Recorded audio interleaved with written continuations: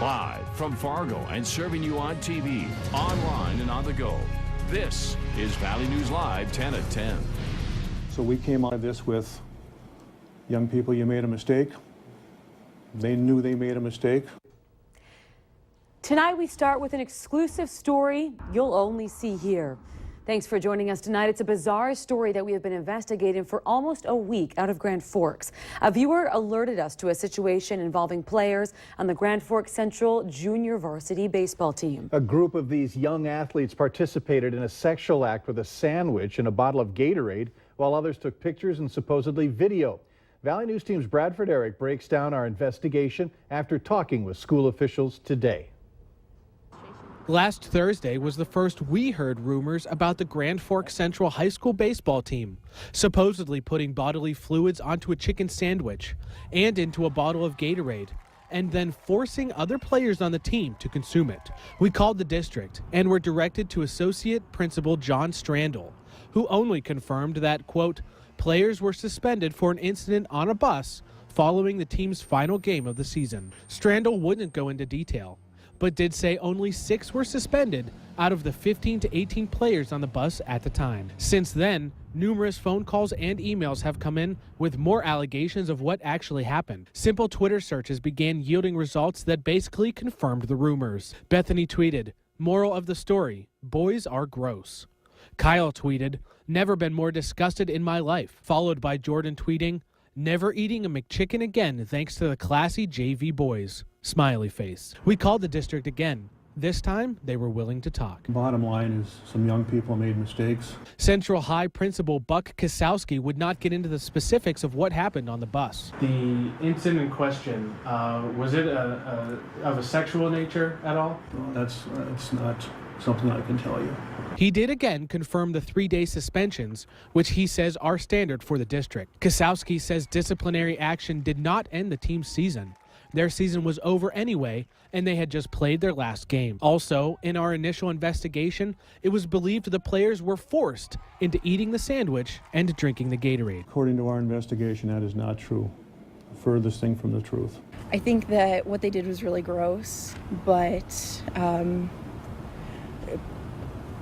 don't know, I guess it was their decision to do what they did.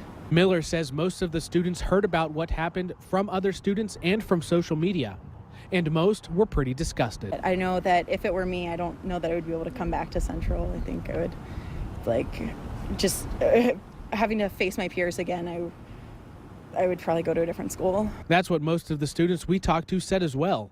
They were embarrassed and ashamed by what happened, concerned now about the reputation of Grand Forks Central students and the baseball program.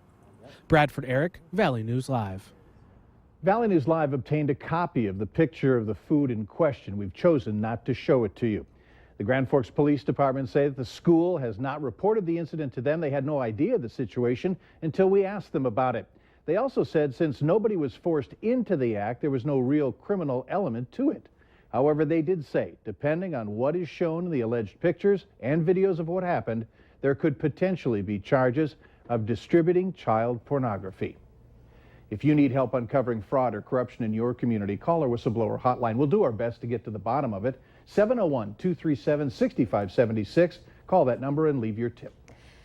New information tonight out of Grand Forks, where we've learned from the Walmart employees that the Supercenter will be open again tomorrow morning. No exact time has been set. Tonight's news surfaced after several dozen Walmart employees gathered in support of Greg Weiland, who was killed, and Lisa Braun, who was wounded in yesterday's shooting. Employees released balloons and comforted each other in Walmart's parking lot.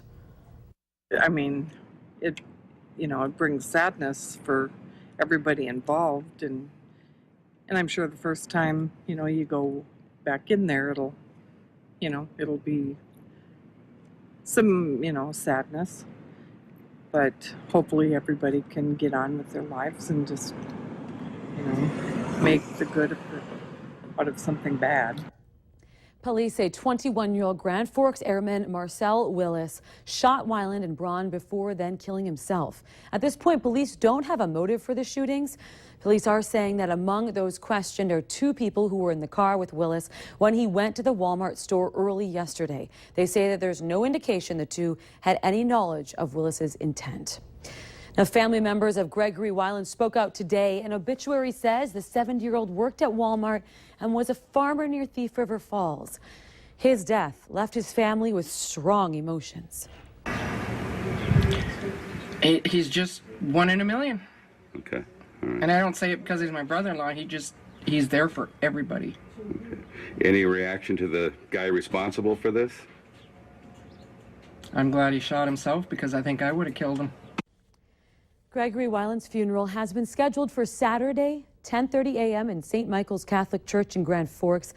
Visitation will be Friday from 5 to 7 with a 7 p.m. prayer service at the church. Meanwhile, the woman wounded in yesterday's shooting, 47-year-old Lisa Braun, remains in satisfactory condition at Altru Hospital. People were briefly evacuated tonight from the Flying J truck plaza off of 32nd Avenue South in Fargo. Investigators tell us that employees noticed a natural gas smell. It turned out to be coming from a line to one of the fryers in the kitchen.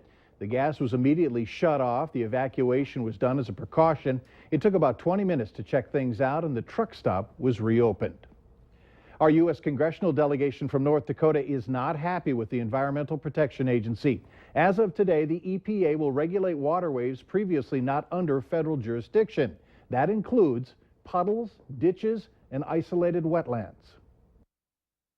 EPA, by its own volition, is going to go out and make it harder and more expensive and more difficult for our farmers and ranchers. Unanimous opposition from every farm group in North Dakota and every farm group across the country. Wouldn't you rethink that rule? I think it's an egregious overreach by this administration. We've come to expect those.